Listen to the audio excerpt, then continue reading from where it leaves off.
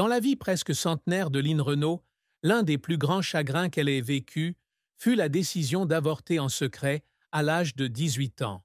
C'est un souvenir douloureux qu'elle a partagé dans une interview émouvante avec Laurent Delahousse dans l'émission 20h30 le dimanche, le 27 octobre 2024. À cette époque, en 1946, alors que l'avortement était encore interdit par la loi en France, il était non seulement illégal, mais aussi mortel.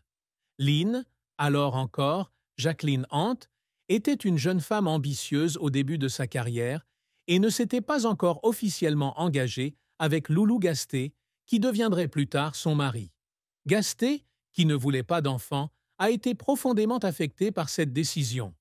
Line décrit cette période comme sombre, non seulement à cause de la douleur physique, mais aussi à cause de la culpabilité et de la solitude qu'elle a endurée. Elle se souvient de la douleur physique et émotionnelle, des larmes silencieuses et de la peur que ce secret puisse détruire son avenir.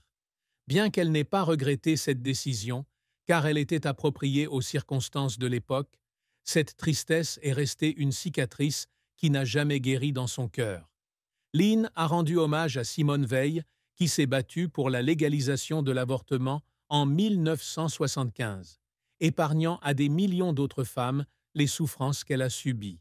Cette tristesse n'est pas seulement personnelle, mais reflète aussi une période difficile de la société française, où les femmes étaient freinées par des lois sévères et des préjugés sociaux.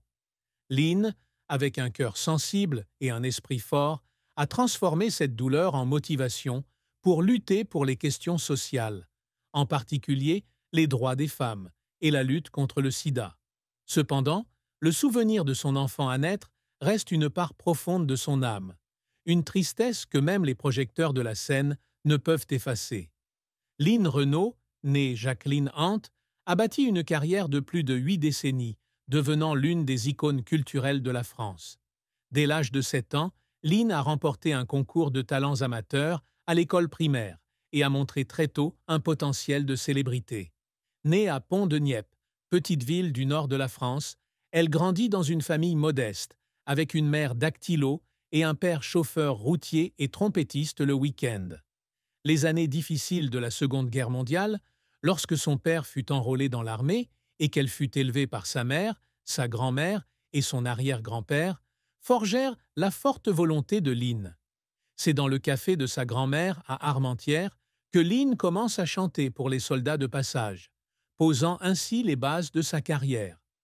À 14 ans, Line passe une audition au Conservatoire de Lille, interprétant des chansons de Loulou Gasté, célèbre musicien de l'époque. Son talent est rapidement remarqué et elle est invitée à chanter sur Radio Lille sous le nom de scène Jacqueline Ray.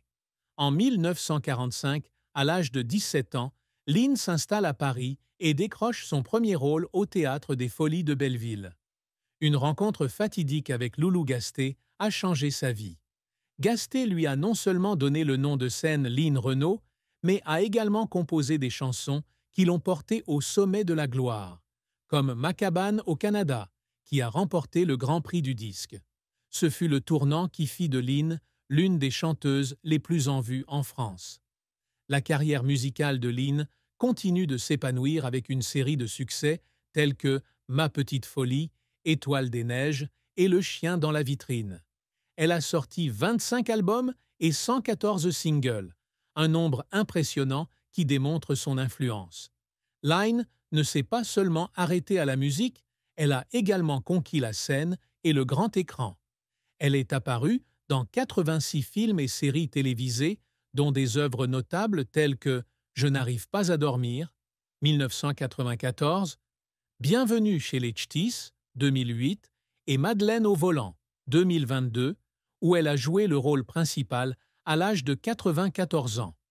Elle a également joué dans 12 pièces de théâtre et a écrit ou coécrit une vingtaine de livres, affirmant son talent multiforme.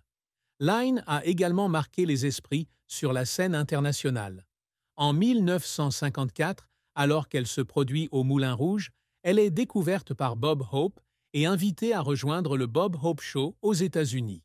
Elle s'est produite dans des salles prestigieuses telles que le Waldorf Astoria à New York et le Coconut Grove à Los Angeles, et est apparue dans des émissions de télévision avec Johnny Carson, Dinah Shore et Ed Sullivan. Lynne a également enregistré 2 chansons avec Dean Martin, Relax Vous et Two Sleepy People, portant son nom au-delà des frontières de la France, de 1963 à 1965. Elle se produit à Las Vegas, devenant l'une des rares artistes françaises à réussir dans cette capitale du divertissement. Cependant, la carrière de Lynne n'a pas toujours été un lit de roses.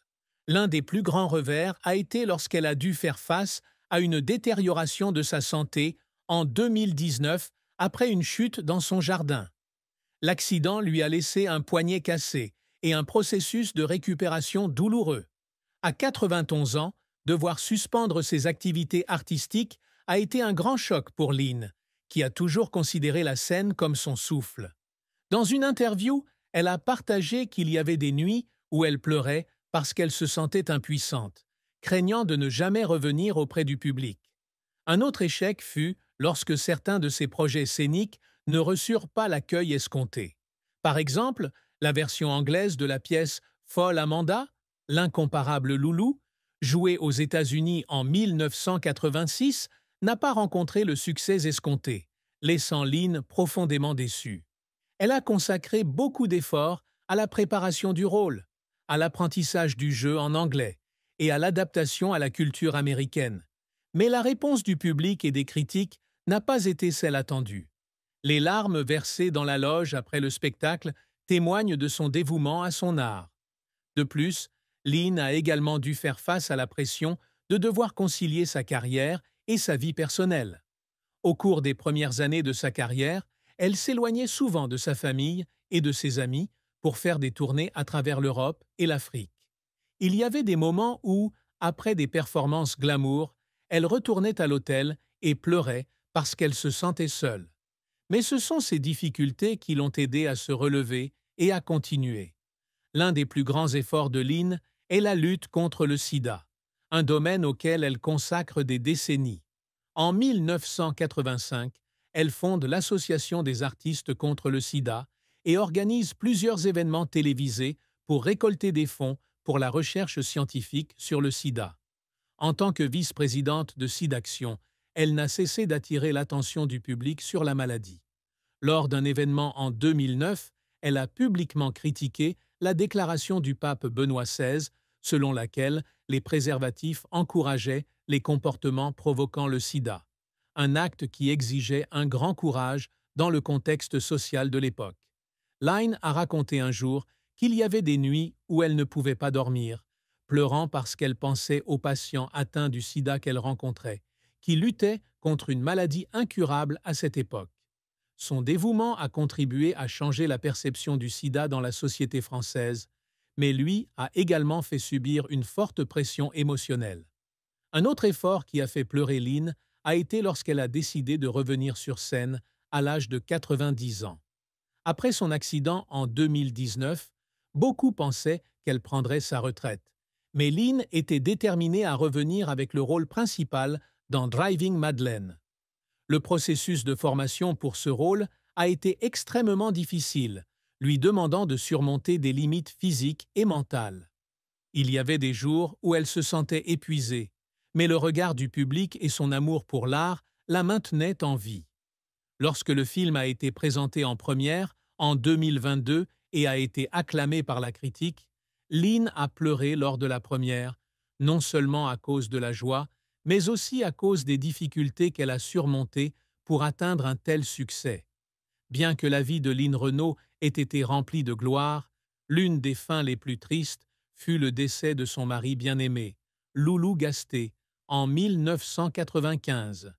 Gasté fut non seulement son partenaire pendant 45 ans, mais aussi son guide et compositeur des chansons qui l'ont amené au succès. Lorsque Gasté décède à l'âge de 86 ans, Lynne tombe dans un profond vide spirituel.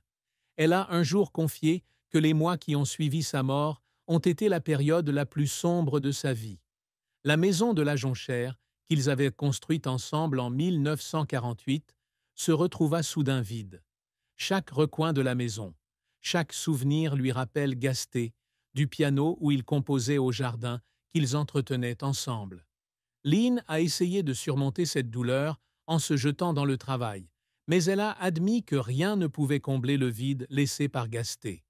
Dans une interview, elle a raconté qu'il y avait des nuits où elle était assise seule dans son salon, regardant la photo de Gasté et pleurant. Bien qu'elle ne se soit jamais plainte ouvertement, cette tristesse est devenue une partie indissociable du parcours de sa vie. Une triste fin qu'elle a dû apprendre à accepter.